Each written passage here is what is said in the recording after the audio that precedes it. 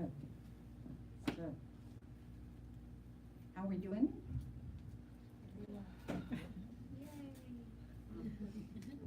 Now it's time for Zumba.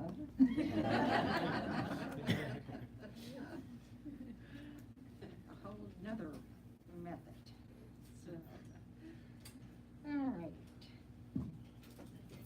So for those of you who have just arrived, take a moment to kind of get settled in your seat.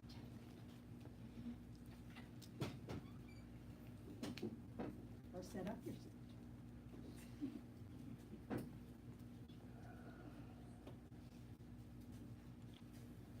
So really try to mentally shake off the busyness of getting here. All the different things that you did this morning to leave the house. Or just, whatever it was you're doing. I mean, it's 11 o'clock now. You may run a marathon. So all of those kinds of things. And just shake them off and bring your attention to being here. There's a reason that you came, and so you want to remember what that reason is. And then you want to use your time well. As the more intentional we are about how we spend our body, speech, and mind, the more likely it is that it will lead to something that we don't regret.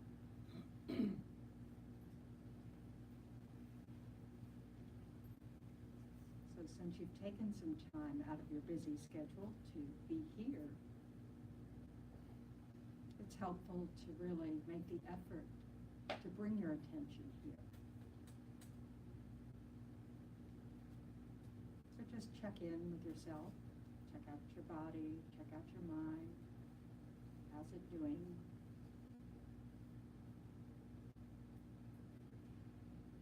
Sometimes it's as simple as just bringing your attention to your body sitting in a chair, on a cushion. And then putting your attention on your breath to help you let go of all the thinking about the past or the future.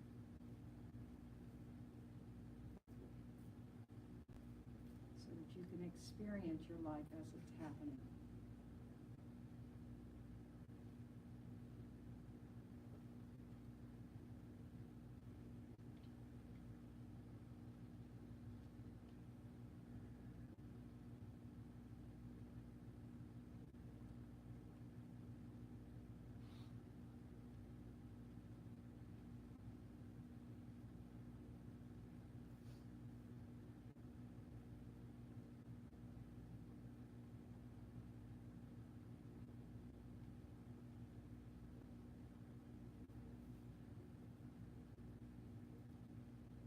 So based on whatever reason that you came, try to set a positive intention for your time, to use your time well.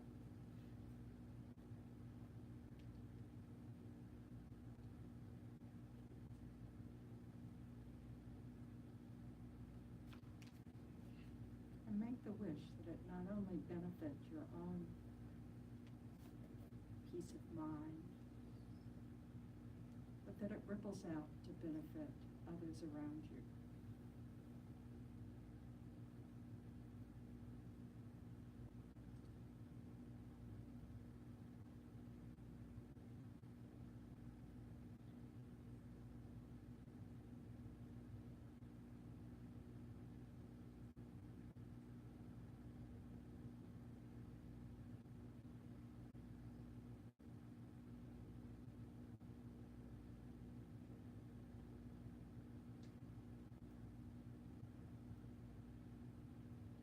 With that in mind, let's recite the four immeasurables.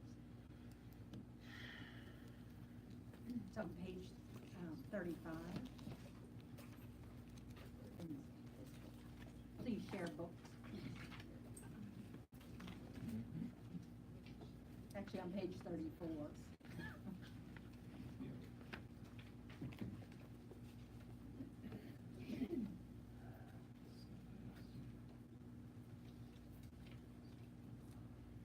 all sentient beings have happiness and the causes of happiness.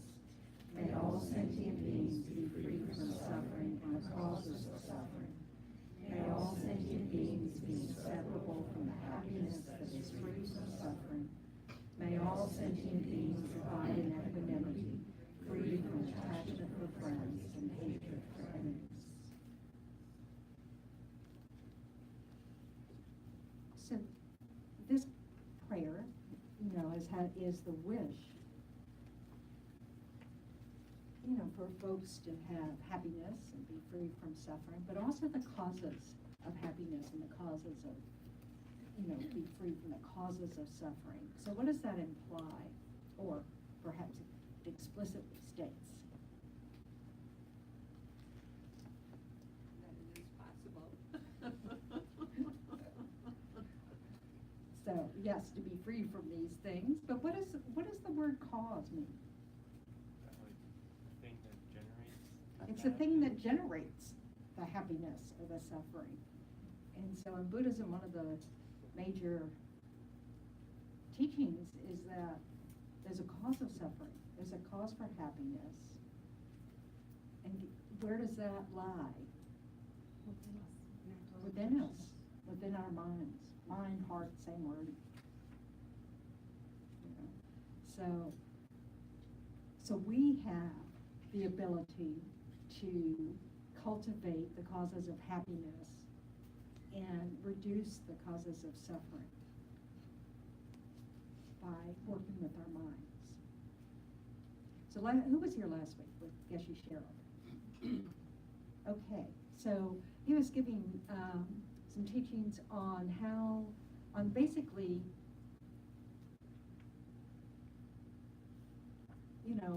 the problems with aversion and anger, and how to use the 3 higher trainings as a practice to work with it.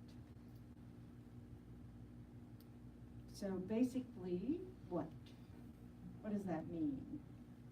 The 3 higher trainings are ethics, concentration, and wisdom. So ethics, the essence of ethics is the desire to do no harm with your body, speech, or mind. And that can take many different forms depending on what circumstances. So with aversion, in order to avoid anger and hatred, refraining from doing no harm sort of takes the form of patience. Patience in Buddhism has a particular meaning. And they don't actually have a definition. It's more of just, the nature of patience. So the nature of patience is to tolerate the suffering that arises in your mind. You feel that it's being harmed, or you're being harmed, without any wish to retaliate. Isn't that disappointing? Am I the only person who gets disappointed by this? I wanted to say clearly that there's no suffering that arises in the mind when you're patient. But that's not what it said. So it's actually, an acknowledgement that there's suffering arising in your mind. And you're choosing not to act on it, or not to act from that place. So that's effortful.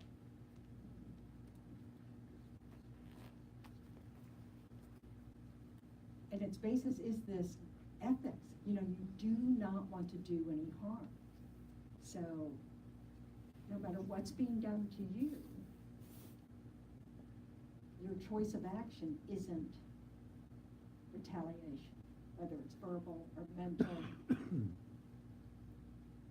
or with a stick. Buddhism always likes to bring up a stick. If someone beats you with a stick, what's harming you? The stick, not the person. So what is the meaning of that? Because sticks usually, although I have had a tree limb fall on me, just because, sticks generally don't wield themselves against you. They're usually driven by a person. So what is this idea of not getting mad at the stick? It's not the stick's fault that it's being swung onto you. I didn't hear you. I'm sorry. It's not the stick's fault that it's being swung onto you. It's not the person stick's behind fault that it's being, and how about the person who's wielding the stick? Is it their fault?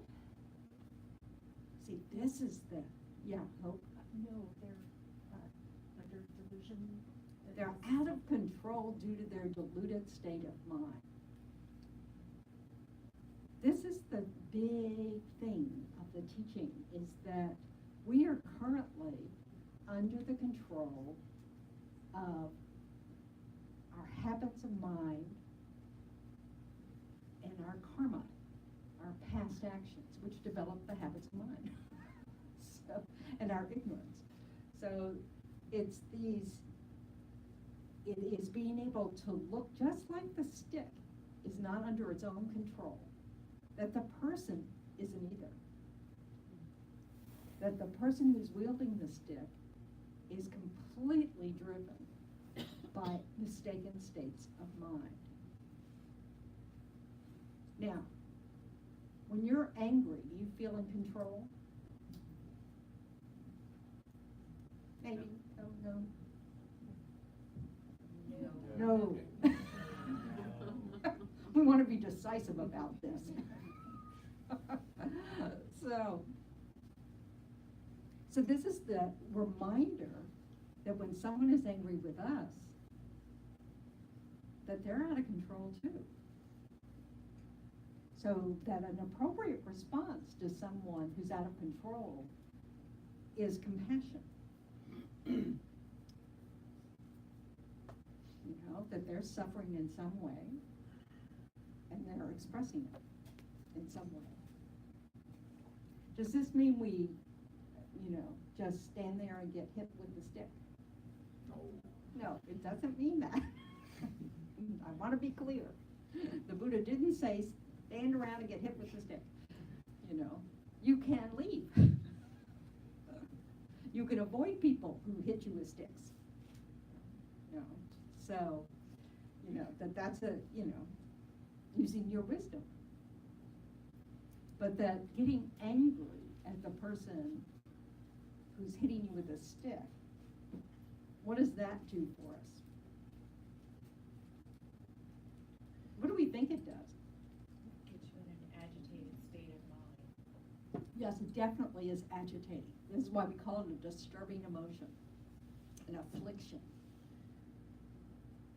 You're actually furthering your own suffering by doing that. Does anger feel good? No. It feels out of control. And it's a yucky out of control, as opposed to infatuation, which might, you know, hey, this ain't bad. So, you know, we have to, it's a whole different kind of, well, it's not really a whole different, it's all exactly the same, but we happen to like it. So we don't realize we're out of control. So. And it builds on itself. Does it really build on itself, or do we feed it? We feed it, and then it gets bigger. Right, so this is the idea of using concentration based on our desire to do no harm, to use concentration by telling our mind to focus on something else, like your breath, can help us not feed that state of mind of irritation that builds to impatience, that builds to anger, that can build to hatred. You know? So it's this idea that if we practice on the cushion or on the, you know, when we have quiet moments, to be able to discipline our mind to listen to its instructions, then we can place our attention on the sensation of the breath until that moment of irritation passes, And then we can use our wisdom, the third highest training, to kind of investigate the situation to see why, like, responding with anger is of no use. Because then you're kind of just, okay, so you have one person out of control, and then now you're responding by being out of control. So what do you have then? Two people out of control. A mess, right? A big mess that becomes wars between countries. So that, I mean, you know, if you've had, do I want to go there?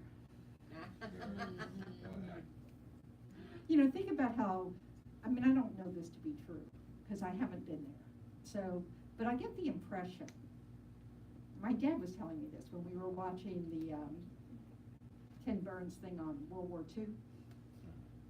You know, that soldiers are trained to hate their enemy, to see them as the enemy, you know, in order to be able to kill them. You know, that's the training. So, which reminds me of my pirate story. Okay, I have a pirate story.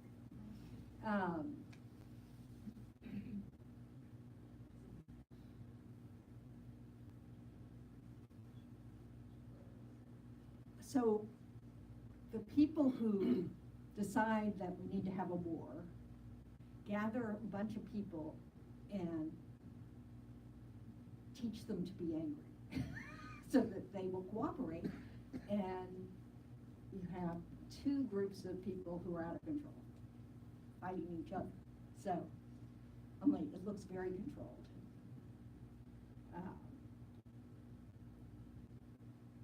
How did we come up with that? Anyway, so how about the craving mind?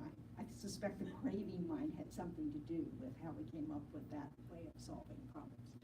So anyway, we need to understand how deeply disturbed the mind of anger is, how totally unreliable it is. In Buddhism, it's defined, you know, anger is defined as this, well, aversion is this state of mind that is exaggerating the negative qualities of something to the point where it obscures the mind so you can't see any other things, and you're actually distorting the negative. So it's not just that you see the negative things accurately, and you're just not thinking about the good stuff, this person. It's that you distort the negative. What I guess you, Sheriff, said he referred to the old study about that, you know, when people are angry, they distort things by 90%. I tried to look that up. And it's very interesting when you look up anger, what is it? Anger distorts judgment. How many research articles come up? And they all conclude that, yes, anger distorts judgment. So, but I couldn't find that article. I read it, but I couldn't find it. Anyway, so the reason why we want to reflect on that is so that we don't decide anything when we're angry. And so we understand that feeding the anger is going to just get everything worse. It's going to hide your wisdom more and more and more, because you're supporting the argument that your anger is correct. And that's all we need to see, that's what we're doing. You know, when we sit there going, of course I'm angry. Anybody would be angry. And you go through all the things that made you angry, you are basically giving yourself a defense, you know, of why I should stay angry. And you have to really ask yourself, why would you want to stay angry? What purpose does that serve? The function of anger, according to Buddhism, is it separates you from the mind of happiness. Very simple. Not too complicated. Is it simply the emotion, or is it the extreme of the emotion, or the extent of the emotion? Because I can find the same thing with happiness, right? If something makes me happy, it's going back that craving mind kind of thing, right? No, but So- that's you see, that's the problem, is that's a misdefinition of happiness. Right. Craving isn't that. Got it. So, right. Yeah, So- yeah. Well, I just keep Yeah. trying, well, I just keep Try trying, again. I'm just really trying to notice, right, that difference. So when I think of anger, I think of the state of the emotion. It's a or the state of feeling- mind. Or the feeling, let's put it that It's a way. state of It's a mind. state of mind. It's a mental event. Emotions are mental events. We give them a special name. Maybe because we're more involved in it. I don't know. In Buddhism, they don't have a special name for it. It's just a state of mind. It's an incorrect state of mind. So it's craving. Doesn't matter whether it's you're averse or attached, whether you're attracted or repulsed. It is the same situation where you either crave having more of something or you crave being separated from something. That was my point. You know? Thank you, yes. So it's the same kind of energy.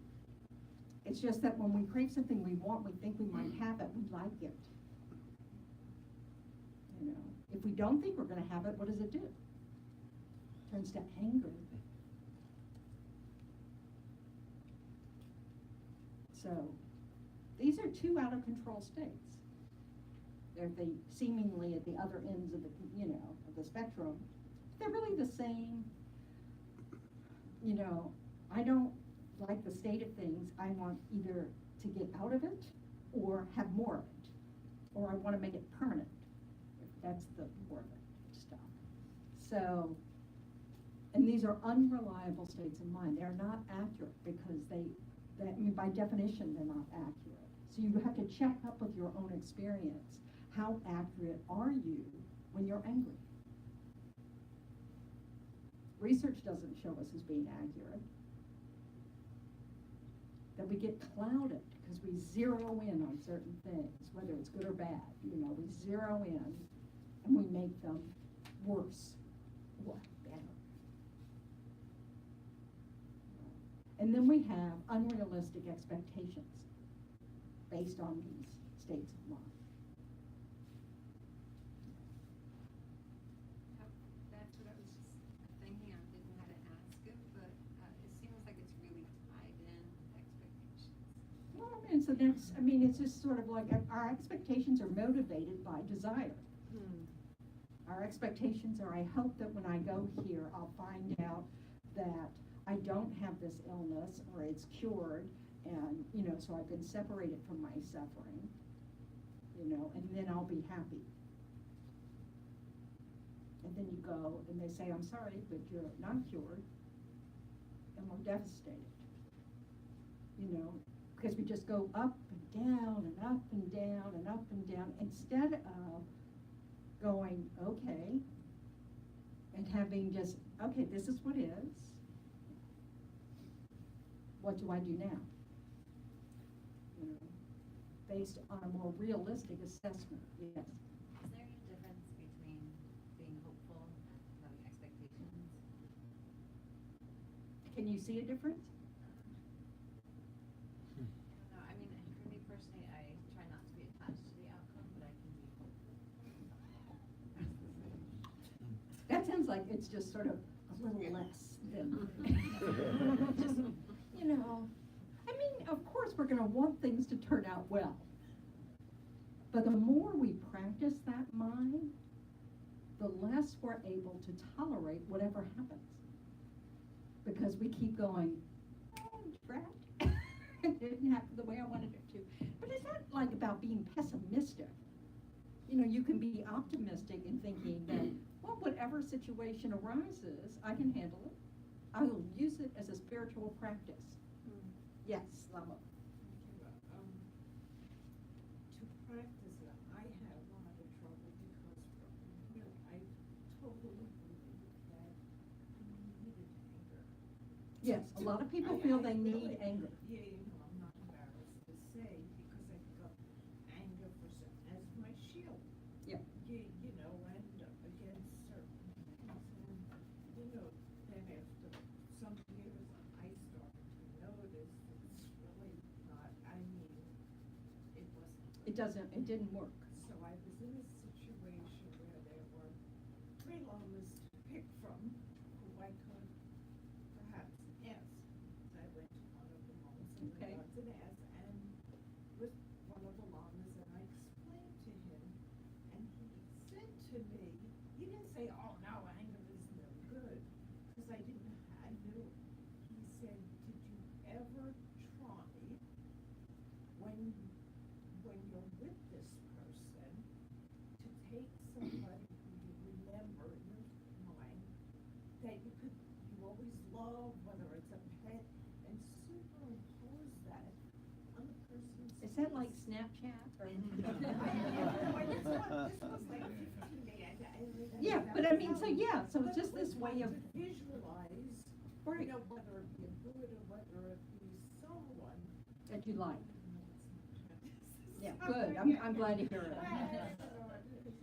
But at first, I thought, and then I tried it, and after a good year, I started noticing. And this is the benefit of trying to cultivate others as appealing, not to the point of infatuation and attachment. It's a balancing act all the way around. But this is the thing, so we have to, so we have to look at our experience and recognize whether or not an attitude we have currently is working, or if it's causing us harm.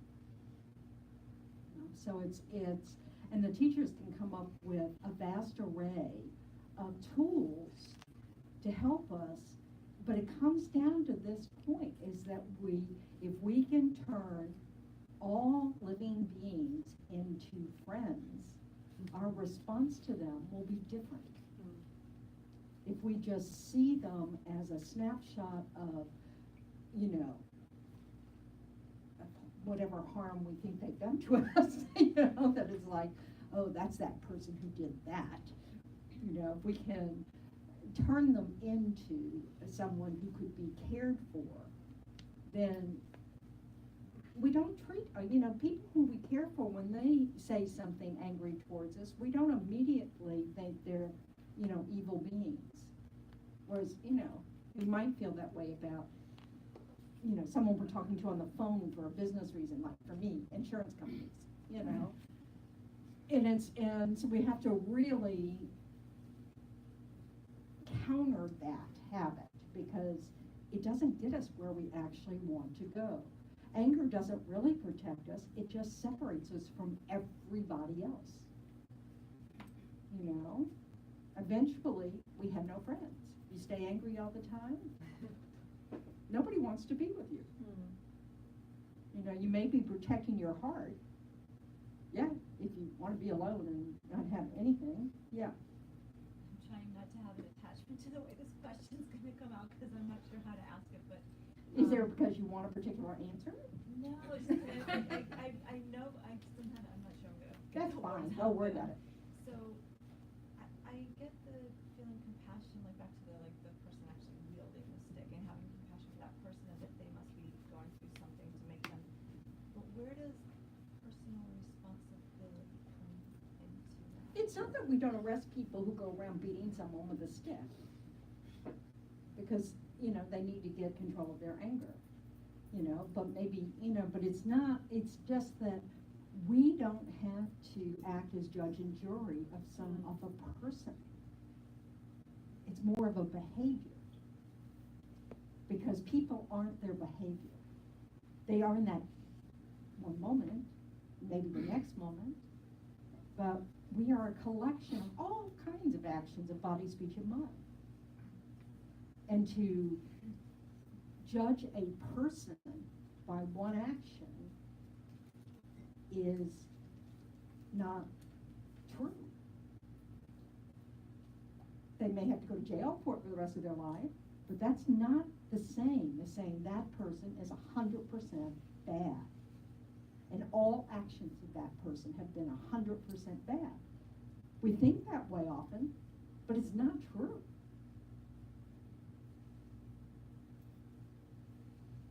So we need to see that that's what the mind of anger does. It finally narrows someone down to this thing that you don't like. And maybe you have 10 things that you don't like, you know. Make sure you know, and it's distorted. So that somebody else, this is where you start to investigate. So your wisdom can start to, okay, if somebody else was looking at this picture, what might they see? What does the person who, you know, was talking to me or yelling at me or wielding the stick see? You know, trying to come at it from different angles so you can assess whether there was a misunderstanding, whether you can assess whether someone felt threatened, if you can assess, you know, whatever. You have to look at it. And then to be able to understand that nobody acts this way from a place of contentment or peace. So they're suffering in some way. Then we can respond without taking it personally. They have to stop someone's behavior, but you don't have to feel like, how dare they do that to me? Because what is that, how dare they treat me that way, say? Pam? Self-righteous indignation is self-absorption, grasping mind. Yeah, it's sort of like, onto yourself, I'm so bored, oh my God, he cut me off. other people might deserve this behavior, but not me. You know, as if we never harm anybody. You know, that's another mistake we make, is this idea that we, you know, are somehow perfect.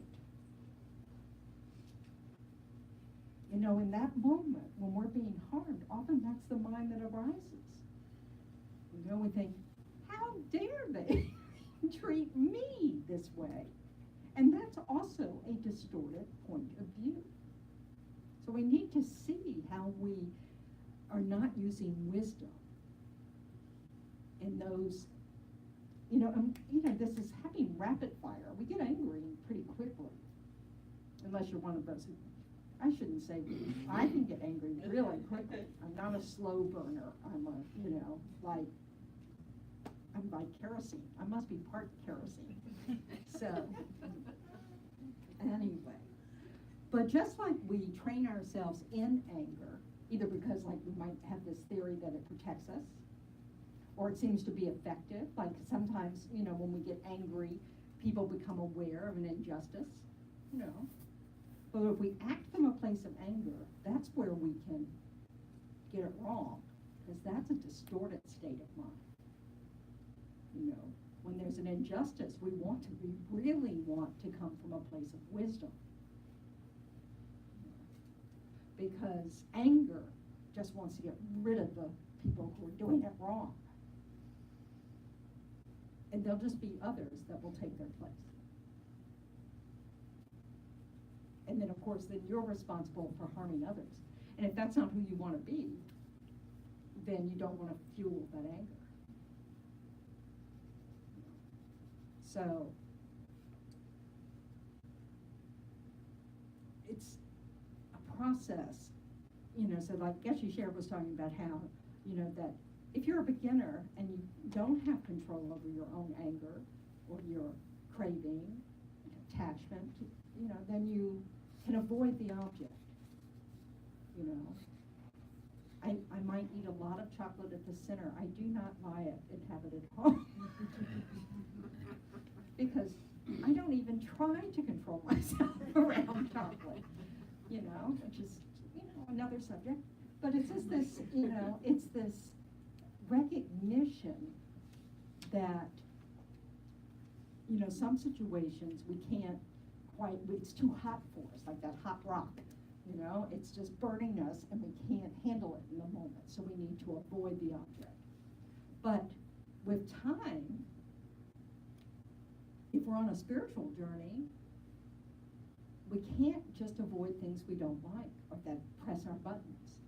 That's no growth there. Then we need to try to have contact with the object and refrain from any harm back, so that we can develop the mind of patience. You don't develop the mind of patience by avoidance.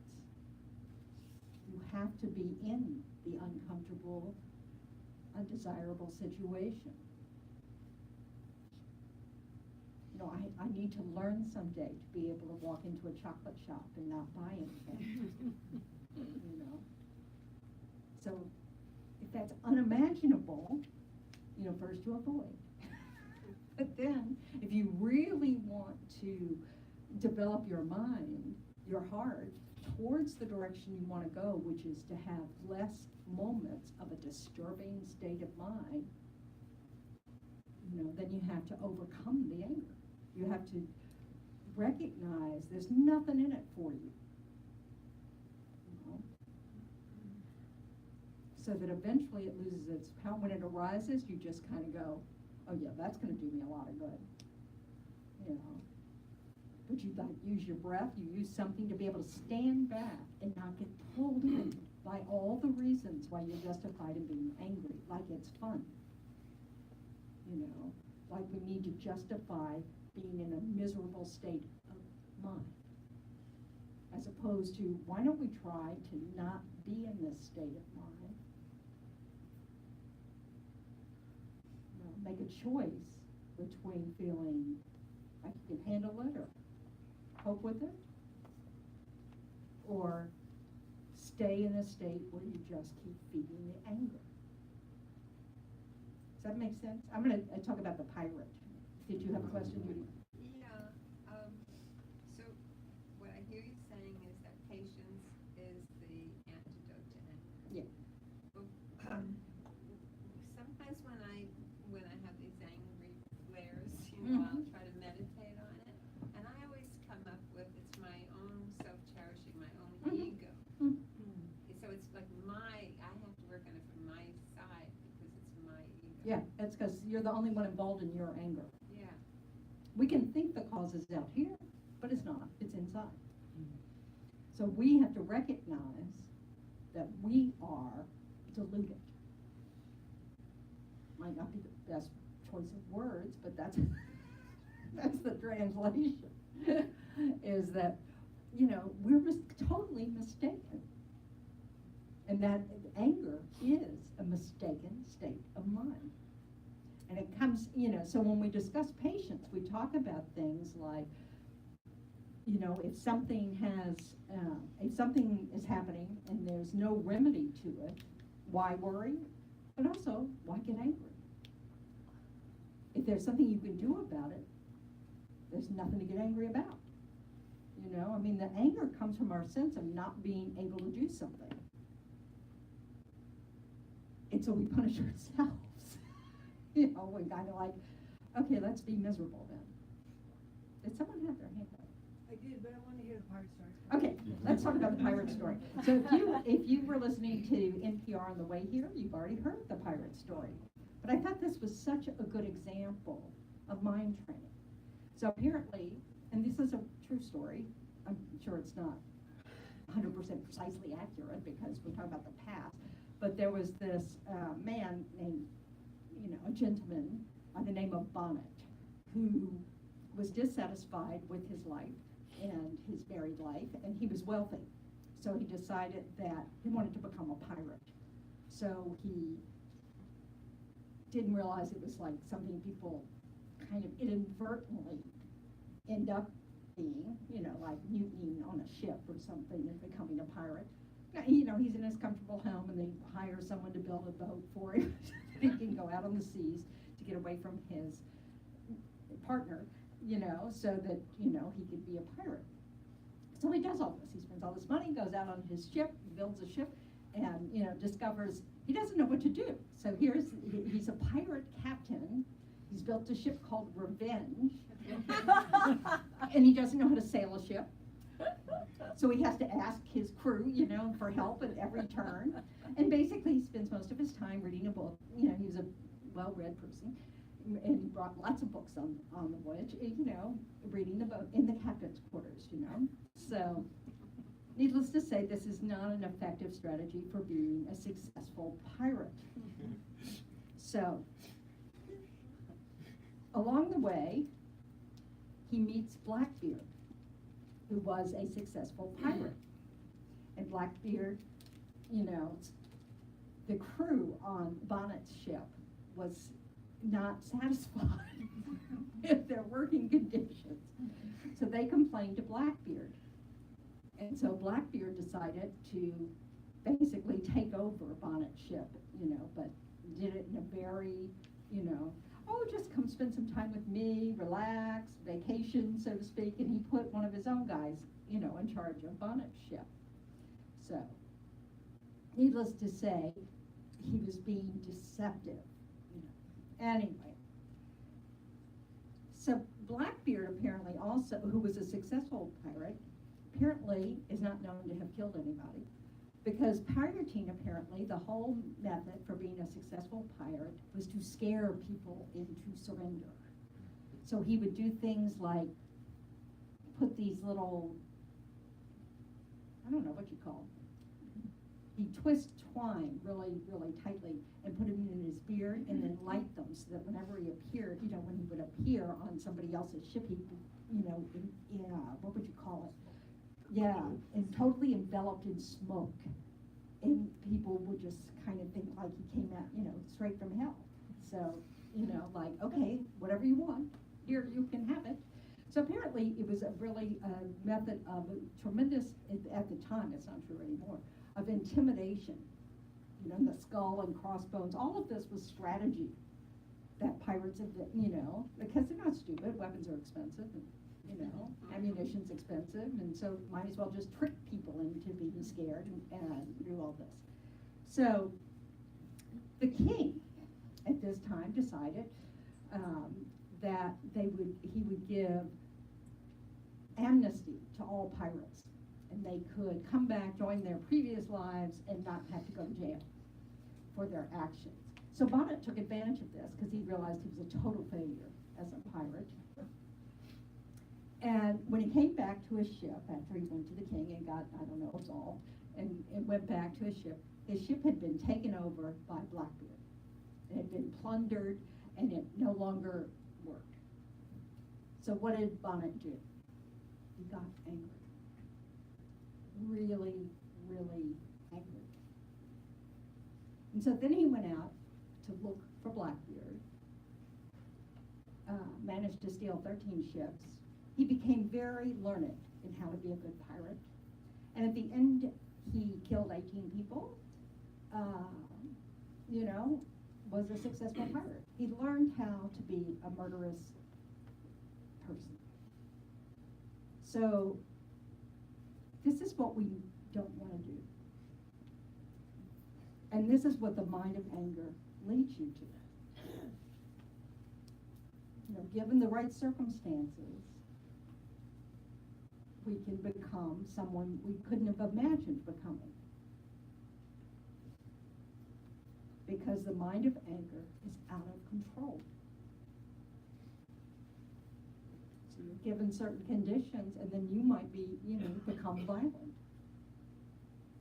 So when we're judging others who perhaps in their anger are violent, we need to understand that if we have the mind of anger, those seeds of anger in us, we are totally capable of going that way. That this idea that, oh, I could never be that way is probably not true. If you follow the mind of anger, you can get that way. You know, it's not magic that people go from being impatient to enraged to being a murderous pirate. It's practice. So we want to be, you know, compassionate to someone who's out of control of their states of mind, including ourselves. But we also want the wisdom to understand that this is something we want to intervene with. We don't want to continue the mind of aversion that leads to anger, that can lead to hate. Because it leads to suffering. It is a cause of suffering. So it has results that can be, you know, and in Buddhism, you know, you have more than one life, so you can get there. So if we don't check the mind of anger when it's small, then that's where it leads. You know, if you don't have this huge problem with anger in this life, you know, you're not running around killing people, that's good. But that's, you know, you want to try to reduce it in this life because it's at a manageable level. It's doable. Yes, Tom? Isn't it true that also if we consider it from the Buddhist point of view, we have done those things? Yes. At some point? Yeah, we've been here since beginning was time, so that means forever. And so we've had the opportunity to do everything wrong, you know? So all the things, I mean, you know, the big picture is that we've created the cause for everything we experience in this life. So all the garbage that's happened to us, we created the cause for those things. So we've been, you know, if someone's burglarized our house, we did it too. You know, all of, you know, it's just coming back. It's the classic image of what goes around. So, not separating ourselves from others by acting like, oh, you know, my mind's in better shape than your mind. You know, according to the Buddha, is not, until you can have clairvoyance and remember all your past lives and other people's lives, you have no clue what you've been up to. But you can look at your mind and see where you're headed by seeing how your mind, you know, is operating. You tend to, you know, be towards the anger point or aversion, just always wanting to just escape from things you don't like, and so you're not developing any kind of tolerance, you know, then that makes you, you know, like an explosion waiting to happen. Because when you meet those conditions, if you haven't practiced any tolerance, you won't do well. If you have a tendency to just chase after all the things you do like, that can just lead to greed, addiction, all kinds of things, given enough time and circumstances. So we want to be very aware of what's going on in our mind now, so we can be more diligent about saying, maybe that's not serving me well, and not serving the people around me well, and the world, and by extension the world. And maybe I want to try to train my mind differently, because we do in fact train our minds in this way. So when we feed our anger, or our impatience, or we feed our infatuation or craving, you know, we are training our mind to keep going in that direction. Make sense? Sort of. It's sort of it's not real comfortable to think that we're out of control when these states of mind arise. But when we really look, we can see that we are. I mean, there's no being embarrassed about the fact that we have these out of control states doesn't help us either. We just need to see them and go, oh, maybe I better not make any decisions, or maybe I better not say anything in this moment, because it's based on an out-of-control state of mind.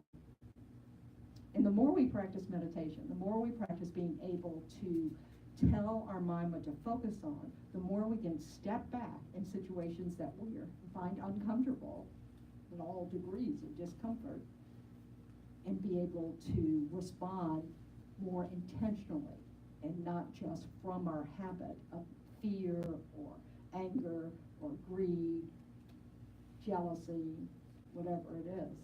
So we can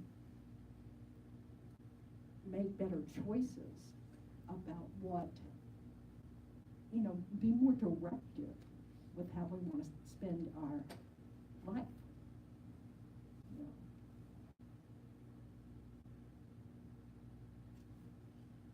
Yes, Pam.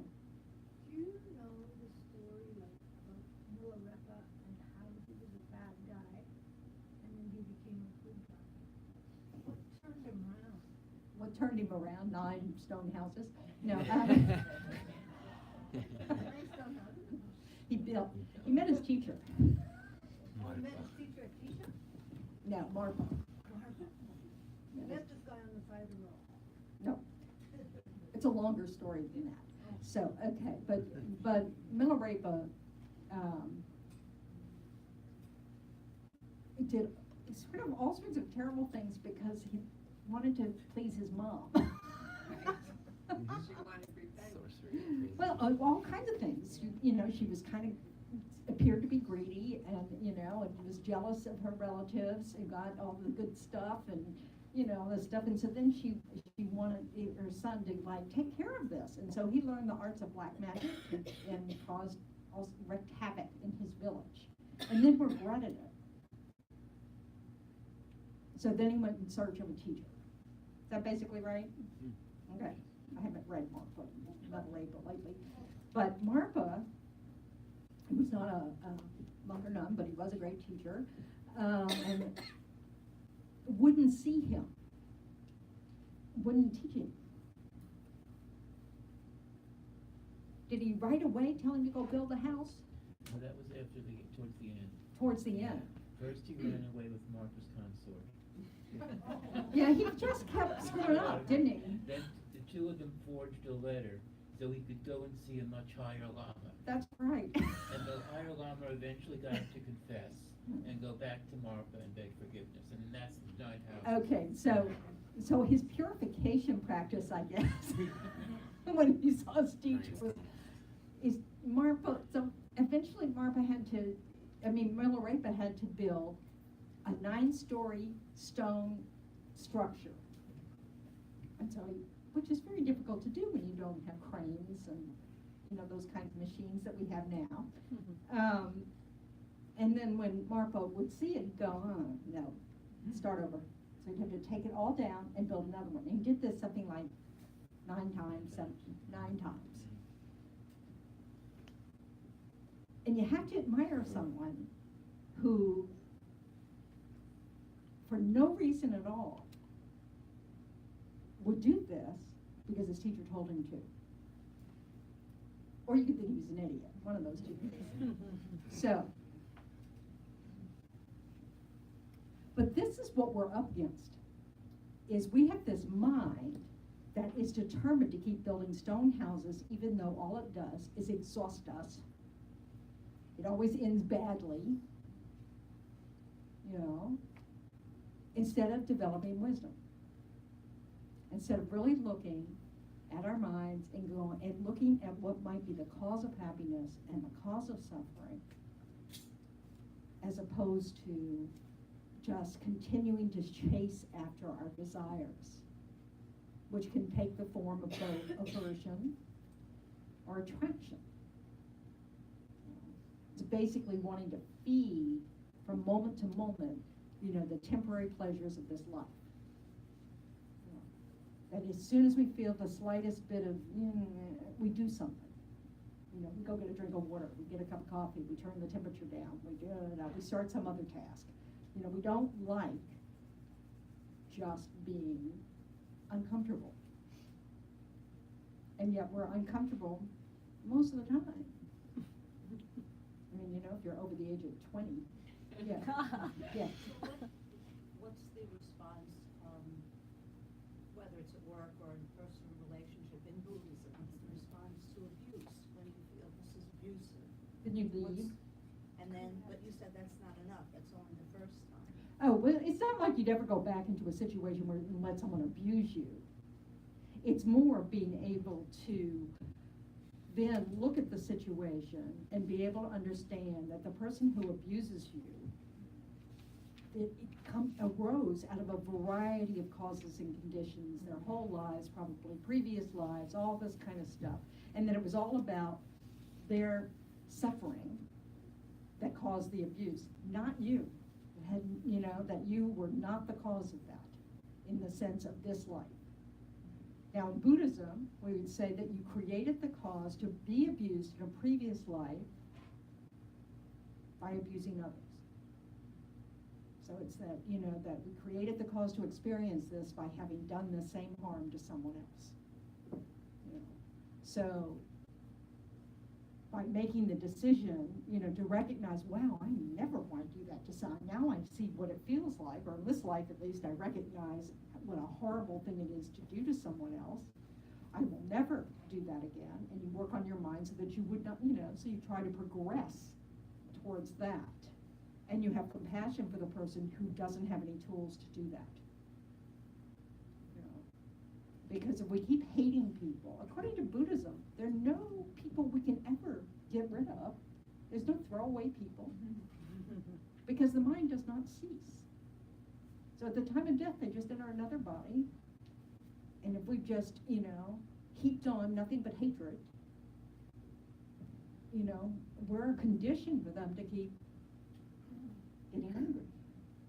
So it's like, it's not our fault. But we can be a condition that helps or a condition that harms. That's conducive to unskillful behavior. But there's no, it's not like a test. If you're in a bad situation, you get out of a bad situation. What we're trying to learn how to do is not hate people along the way. Not ourselves, and not others. But everything is a dependent arising, so all the causes and conditions have come together for this to happen. So we want to change our causes and conditions so they don't happen again.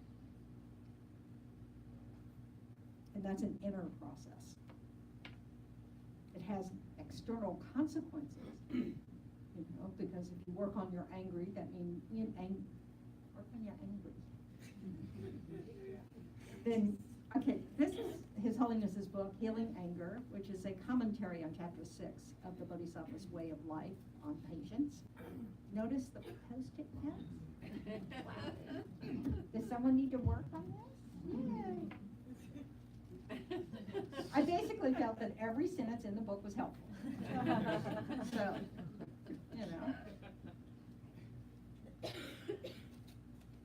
It is much easier to follow the habit energy when it arises because it's automatic. We've practiced it so well. It's just, yeah, of course, da-da-da-da-da. Except we just keep suffering. We keep reaping the consequences of that. So that's why we want to check up and realize, responding with anger just perpetuates this cycle. And I feel miserable in the meantime, because anger is not a nice way to feel. And it just like with the other spectrum, when it's something that you desire, when you feel like, when you know that you've gone beyond, often we do it with food. We have tons of different varieties of comfort food. Probably every nation on earth has its particular cuisine of comfort food, so we can recognize that, food is sustenance, but most of us don't use it that way.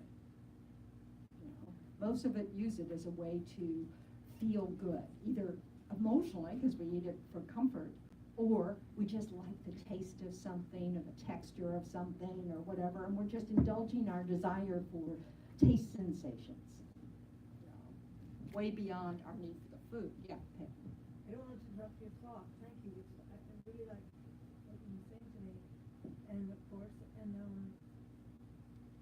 I had to speak because I was looking to my library last night, and I found a book by one of those prisoners in Tibet, and I opened it up, and it was this picture that he took all the tools that they used to torture him. You know what they got a copy of? Mm-hmm. What's his name? Pelvin. What? John? Okay, so Yeah, so. Pelvin. I read that book. So I closed the book. I closed the book because it was so upsetting, and I put it down. Okay, so you saw the tools that had been used to torture him. Yeah. And it was so upsetting you put it down. I put Okay. it down. The other day, Kavanaugh showed up on my Google feed, and I found something that said you can take Kavanaugh away, and he won't come back. You can click the little button, and he will never come back to your Google feed. So I did that. Okay. And that was very good. That helped. And then the other day, and I'm gonna sound completely crazy. I Yep, don't we're usually gonna open agree. up. I don't usually open up, but sometimes I have to open up. And you have to help me, guys, 'cause I'm really, really struggling with it. I am a revengeful person. Okay. Okay? I will put, I will grease on the doorknob and all that stuff, right? And the potato in the. Yeah, well, I get the picture, yeah. I once sent somebody a dead rat. That's how bad I am. Okay. Okay, so, not, she cost me, but she cost many people. So anyway, not to get long-winded here, but, stay on track, oh yeah. Okay, so I open up the TV and it's Leaving Neverland. Okay, so what's the question? No question, just saying, Leaving Neverland, read that, watch that, learn about that. And then I realized that this 14, 15 years of being around Buddhists, and I do feel guilty that I have this short, quick temper, right? And I said to myself, well, if you had to leave Neverland, you do have a PTSD thing going on here. Right. And then I read that every 9 minutes somebody's being abused. And I went on this rain.org. Okay, so Pam, what is your question? I don't have a question. Then, okay, that's enough. We don't need to hear more about you're feeding this mind of, looking for how horrible. No. What are you doing? No, I'm just saying, I just realized that the whole collective unconscious, children are being abused every 9 minutes. That's been happening since. No, but I just realized that the people yelling at each other in the bank the other day. Right. Could No big have deal. been Yeah. victims. And then I realized, oh my God, and then, mother recognition, doing that kind of thing. But I don't want to go out of this world angry.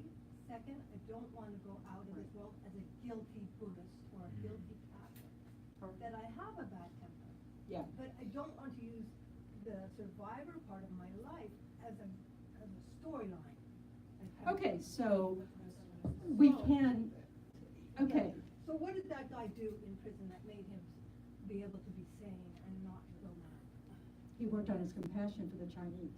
Yeah, like mother recognition. Yeah, well, it's developing bodhicitta. It's recognizing that a person is not an action. I'm not angry at my I'm not. my perpetrator, but I Pam? but, sorry, I will cut it off. Yeah. Okay, so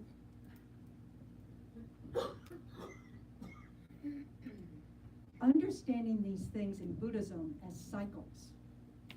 So if we're harmed, we were the harmer in some previous life, is a way of helping us. I mean, first of all, it's what the Buddha described as what he saw as the way things exist. So it's not just a story for our benefit. It's what he saw, how cause and effect operates when you take consciousness into effect, into account, not just seeds and trees and water and elements and stuff. So when something, if you've been abused, if you've been harmed by someone, and one thing we can, we from Buddhism, we know that we can be harmed, can't we? We have a body that's easily harmed.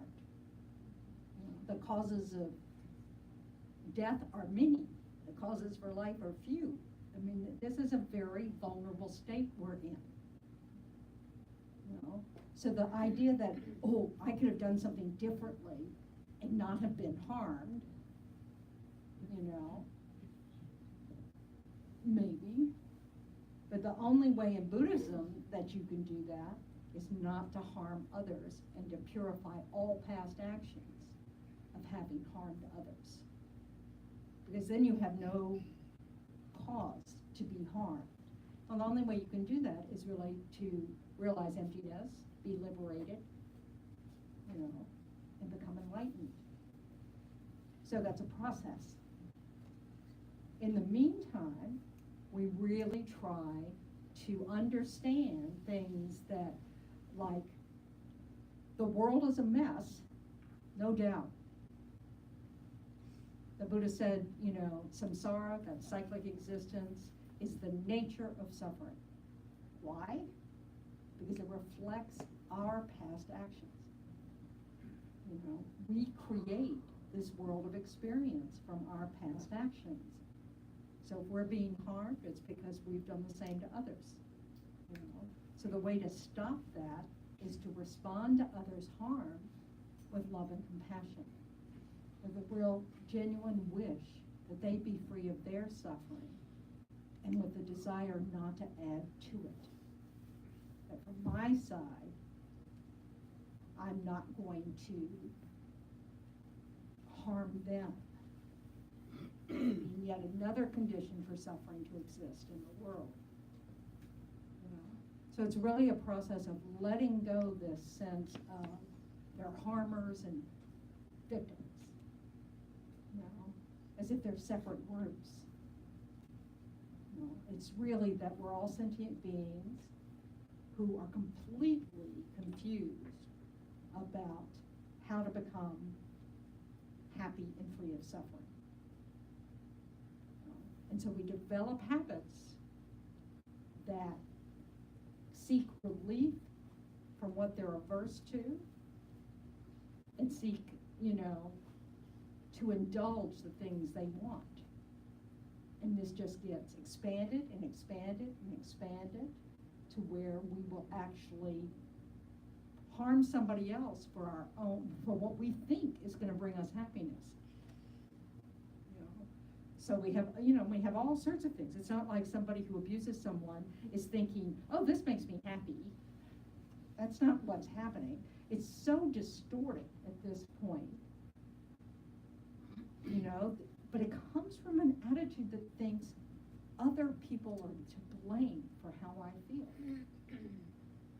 as opposed to recognizing that how we feel, our states of mind arise from within.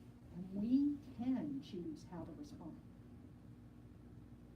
We have a habit of responding with anger, with hurt, with retaliation, being vengeful, and we can turn that around by recognizing that all of that kind of response just keeps it going. That the best protection for us is ethics. Is not doing things that become a condition for suffering. That's a big picture view. It's a very hard thing to step back and kind of go, oh, but it actually tells us that, you know, we can shape our future by looking at our minds and making better decisions about how to respond to the external things that happen. You know, you look at someone like Peldon Gyatso. Oh, like His Holiness. I just pronounce it differently there. So, you know, who was held in Chinese prison for a long time and tortured, and his biggest fear was losing his compassion for the Chinese. Why? Because he knew that was more important for his future.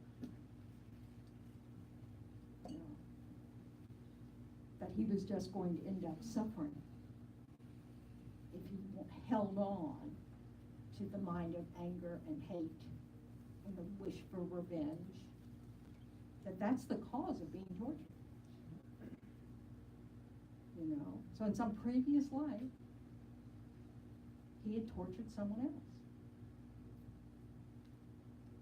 You know, so for being able to respond to that situation with, oh, I just don't want to lose my mind of compassion, that's quite a lot of training. But that's possible. We think it's impossible because it just sounds too hard. You know? But we see evidence that people have been able to succeed at that. And instead of recognizing it's a practice, not magic, that we too can train our minds that way. And if I do train my mind that way, am I going to have, you know, more happiness or less? You know? So we have to, this is the way we can inspire ourselves to really work on it, and recognizing how much, you know, if you spend a lot of time impatient or angry, you know, that's not a pleasant state of being. So you want to consider working on that so that you're free of it. And the same is true of infatuation. Any kind of mind that is craving something. No, I've got to have this, or I've got to get away from this in order to be happy. Because neither is true.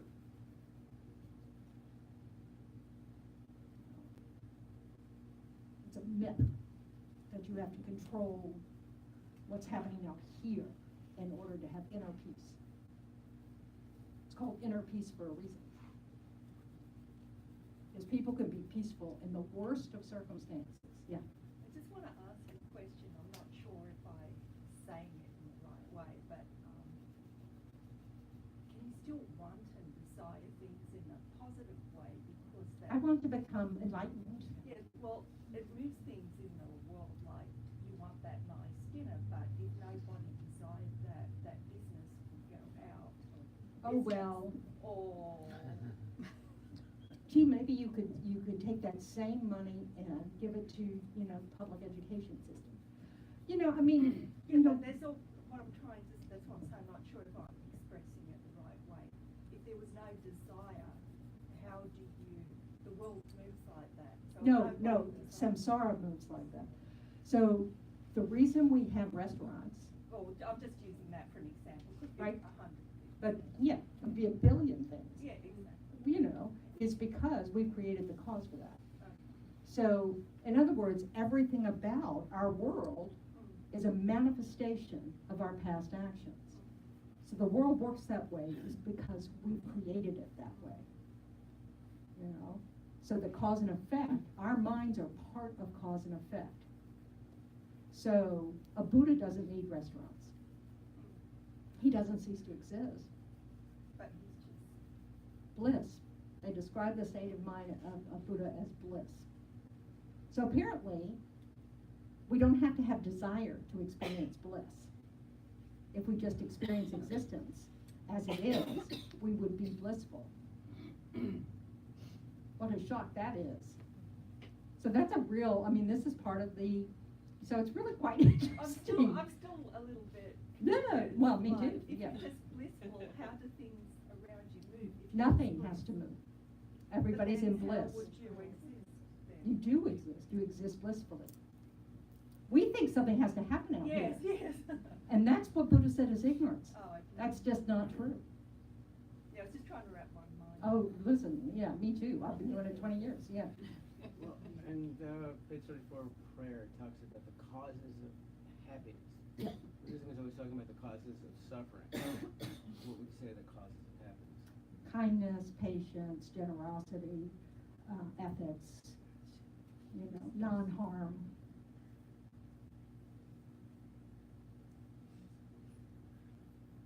So it's the same, So it's not that love and compassion are, because they're emotions in English, means that they are wrong. No, happiness is considered the desire for, the mind of love is the mind that wishes someone to be happy. The mind of compassion is the mind that wishes someone to be free of suffering. Those are correct states of mind. There's nothing wrong with those. There's nothing to be abandoned there. The mind that is generous to anybody who needs something. That's a correct state of mind. So it's not that wisdom, then wisdom is the correct understanding of things. So it's not that we have all sorts of good qualities too. They're just mixed with our incorrect states of mind, like anger, that's distorted, infatuation, which is distorted, attachment, which is distorted, expectations, all these kinds of states of mind that are say that my happiness is somehow outside of me and has to do with what I get. That's a mistake. That my suffering has something to do with these external things, doing something to me.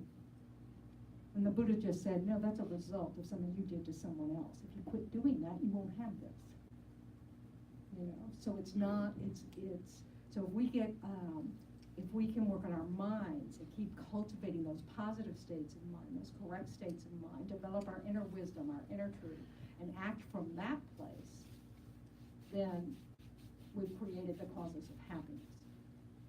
If we develop, our wisdom to where we actually understand how things actually exist, so that we no longer think that the world has to keep going around, in order to have happiness or for it to work, that you actually can just exist in bliss without this stuff, because it's an inner state, so it's not necessary.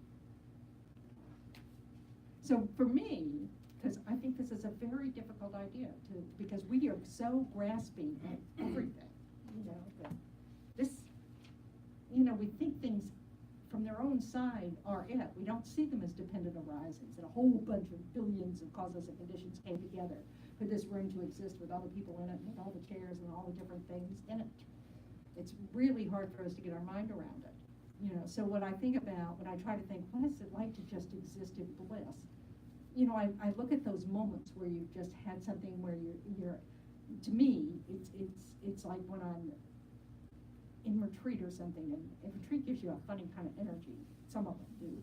And, I'm sitting there at 3 o'clock in the morning because I don't need sleep for some apparent reason. And it's very quiet, and there's nothing I need to do, so I have no worries. I'm not afraid. I'm not, it's just, and I think, wow. So this is what it's like to exist without all those negative states of mind. It is not boring. It is blissful. It is a very, not blissful in the sense of a Buddha, but it's a very nice state. Peace is a very nice state. We are very addicted to sensation.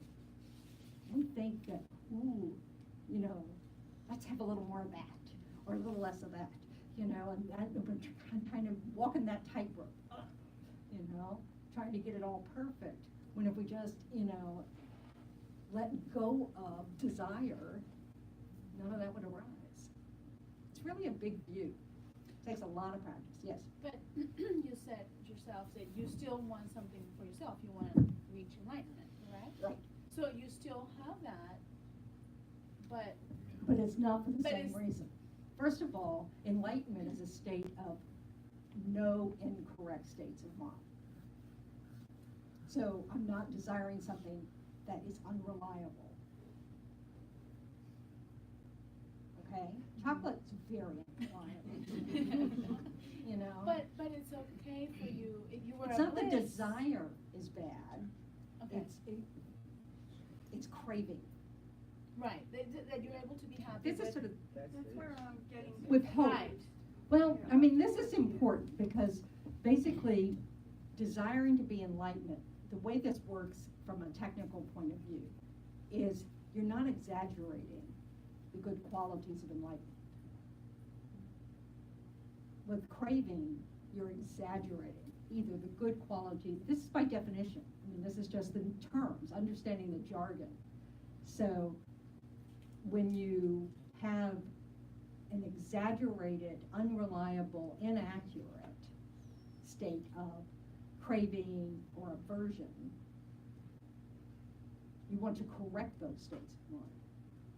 You want to see them as they actually are. According to the teachings, enlightenment is not a state, it's a state of bliss and of no incorrect states of mind. It's a direct experience of existence. You don't even have to think. You just know. So it's kind of indescribable and inconceivable. So I think it's this desire, it's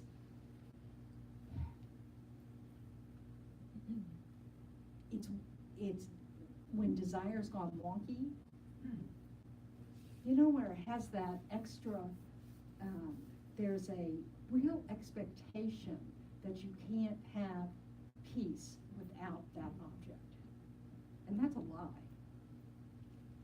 Because peace is an inner, it doesn't matter about this. This is what you're developing when you're trying to have an enlightened mind. Because you're talking about your mind, you're not talking about anything else. A Buddha's an enlightened mind.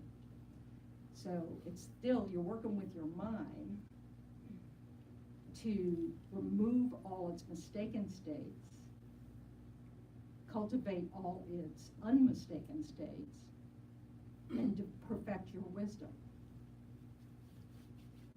There are about 17 hands, so tally. Well, if I'm not mistaken,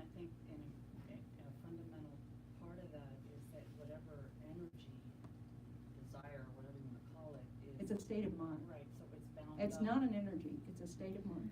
So it is bound up with, the happiness of others and bringing that about and liberating them from suffering. That's bodhicitta. So when Right. you want to become enlightened for the benefit of others, that is the protection right there, is the wanting to do it in order to help others. So I think there are all kinds of prayers and dedications, even around having a meal. I mean, you would dedicate it right to the benefit. Yeah, It's you'd really see in food essence- as a sustenance, Yeah. and that you offer it to all the Buddhas and Bodhisattvas, and you make charity of the food to all the beings, of samsara. Yeah, but the thing about it, so this desire thing, in fact, some of my teachers, translated it as like desirous attachment. They want to try to make this distinction between seeking virtues, which is not considered a faulty aspiration. They would call those aspirations, versus craving for sensory delights, or craving to be separated from sensory dislikes. So, that's all just in the world of this temporary worldly concern, as opposed to spiritual goals of wanting to end suffering for all beings. That makes sense. There's wisdom in that. Yeah. A different way of approaching it might be to distinguish between craving and desire. And what Buddhism is all about is getting real and minimizing unnecessary suffering. So desire. It's actually to end it, but yeah, go ahead. Yeah. So I'm just saying minimize because I figured let's get real for me. That's as far as I expect. Okay. Don't cut yourself short here. But the important thing is that if desire is hope or something like that, if it leads to suffering. Well, right. I mean, this that's is the what's issue. difficult, but of Whereas course. I might hope that my team wins, but. Yeah, and if that fuels anger, if they lose. Yeah, then I've lost it. That's crazy. Well, I mean, this is the thing. So we really I can't read your mind to say whether your desire for something or another is fine. I'm just trying to work out I know. what it is in a positive, negative kind of. It's something that doesn't lead, this mistaken idea that you have to have something has to happen in a particular way for you to have peace of mind, is mistaken. Now, you may not be able to have enlightened bliss until you're enlightened, but you can be content all the way up to that point. You don't, as long as you think, oh, I'm not going to be content until I'm enlightened, then you've created the mind of craving. Because then you think that your happiness depends on it, when actually you could be, happy, you just might not experience the bliss of enlightenment. Can you desire something without the craving? Would that be okay? I don't know. I don't know. That's up to your mind. But is that like a positive or negative thing? Desire Desire is good or bad? I don't know. Well, it depends. Everything's a dependent arising.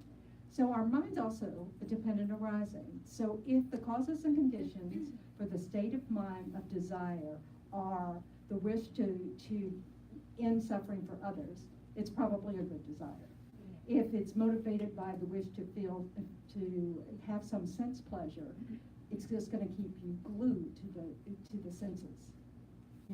Because we think that we, oh, good conditions mean I have enough money to get everything I want, exactly like I want it, when I want it, and that is just a setup for misery, because it doesn't happen. And you keep thinking it should be able to happen. I should be able to control this, and that's a lie. We can't control that. So that's, this is where we want to make the distinction between our aspirations to be of benefit and just this desire to get what we want. So it's hard because I don't have the Sanskrit words, and I don't have, and they're translated, but it's getting at this, somebody used the word energy, but it's like the state of mind that motivates you, to do that. So they're all states of mind. So we can have, if we keep feeding the state of mind that wants more, we're never going to be satisfied. we develop a habit of wanting more. This is not good enough. This is not good enough. We have 5 minutes, Lamo. Thank you. But I wanted to say, general, from my understanding, the Four Noble Truths, which is how Buddha began teaching, It's the he first doesn't state that how we create suffering. He states in the first three noble truths of how the suffering occurs. You know, like there is suffering. He doesn't point out if you do this and you do that, suffering. He points out the different types of it. And if you go, then it might make some of these questions. Yeah, there's a lot of information on the truth of suffering and what's desire, and Right. there are whole courses on it. So it's not a small question, it's a big question. Yeah. Yeah, I mean, and that's how it starts. I mean, we just kind of, we get some curiosity and then we look a little deeper. So, yeah, I mean, it's just like, I'm not sure I would agree with Lama's assessment of the Four Noble Truths, the teaching on the Four Noble Truths, but it isn't a to-do list in the way we think of to-do list, you know, where there's an absolutely right way of doing this in this moment. That, no, yeah, I know, you didn't say that, Lama, don't worry. That it depends. Things are a dependent arising, so you have to look at all the aspects of what, you know, your motivation, your intention, your, you know, what's going on with your state of mind. But there are certain actions that are considered natural negativities, like killing, stealing, you know, the 10 Commandments, basically. You know, because they harm. They harm the people you do them to. So there's still conditions where it may not result in suffering for you if you're a Buddha, and you make, you know, because you're not making decisions out of bias, but out of protection for the person who's harming. So it's complicated. You know, people often want well, is it good or bad? And it depends, is the most truthful answer. It just depends. It depends on lots of factors. So, but most of us don't have unattached desire. we want a particular outcome, you know, and we get dissatisfied if we don't get it, and that just fuels a whole lot of problems. So part 2, we'll continue with this, but it's really difficult because these are, you know, Buddhism, since we're not speaking in Sanskrit or in Tibetan, you know, we're speaking in translations, and it's a whole world view. It's not just little bits of view. It's a whole complete picture of how things exist. And so it takes a long time to understand what the teachings say and how all the pieces fit together. You know. So we'll keep trying. So anyway, but if anger is an issue for you, you might like feeling anger. You might not like it, but it might help. There's these caveats. And I'd lend you my copy, but it's a little bit full. And apparently I need it, so, anyway, so. I But never saw a book that looked like that. I'm not sure how you did that. I have several like this. And it takes a long time to take them out. Because I lent a book to someone, and I had to do that once, and just thought, wow, okay. You know, it's how I study. I used to highlight things, and then I realized, okay, now I have a yellow book. So, I'm gonna let go of that. So now I use these. I've used them in colors too. It doesn't help me at all. You know, it's like, I think I have a method, but I don't. So, you know, that's all right. But at least this proves to me I read it. Yeah. So I can't use it as an excuse, oh, I'm sorry, I haven't read that part. But also just, And I found it very useful, you know, so it's like, oh, this is a good one for my mind, might not be good for yours, but it's really good for mine. So it's a process. So anyway, we're at 12:30. How important is it, Pam? I just wanna say, one of the things that I read in that book was that, said, you know, when you have revenge and everything, to substitute that thought for wishing the other person to be happy. And that makes them more happy when wishing that person ill. Because anger is just powerful. Yeah, that's right. So it's always responding with anger. It's like what Lama was saying with her earlier story about the teacher's advice to, you know, replace the face of someone that you find very difficult, you know, with a face. Just imagine their face being enveloped with a face of someone that you care for, you know, and that makes it easier. You know, but this is a process. It's a practice. You have to develop the ability to do it and the willingness to do it again and again and again to see results from it. So we can't just try it and immediately we're cured. That's not how it works.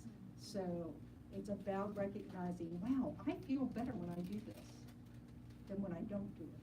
And that maybe there's something to this, and you know, on and on and on. So, all right, so let's take our positive results from having spent this time trying to sort through, you know, our mind and what might be different, you know. It's interesting to just look at, oh, okay, so how might I approach situations that make me angry differently? How should I look at anger? Maybe I need to rethink this habit. So, and so those, according to the teachings, that provides the causes of happiness in the future. So we want to share that with others by practicing generosity, by hoping that our merits benefit others instead of just ourselves. So we're going to read the dedication prayers on page 246.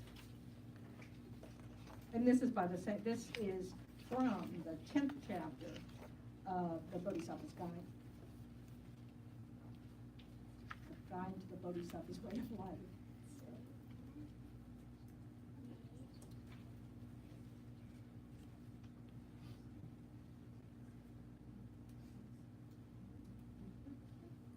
Since I didn't leave time for it, please feel free to introduce yourselves to each other after class.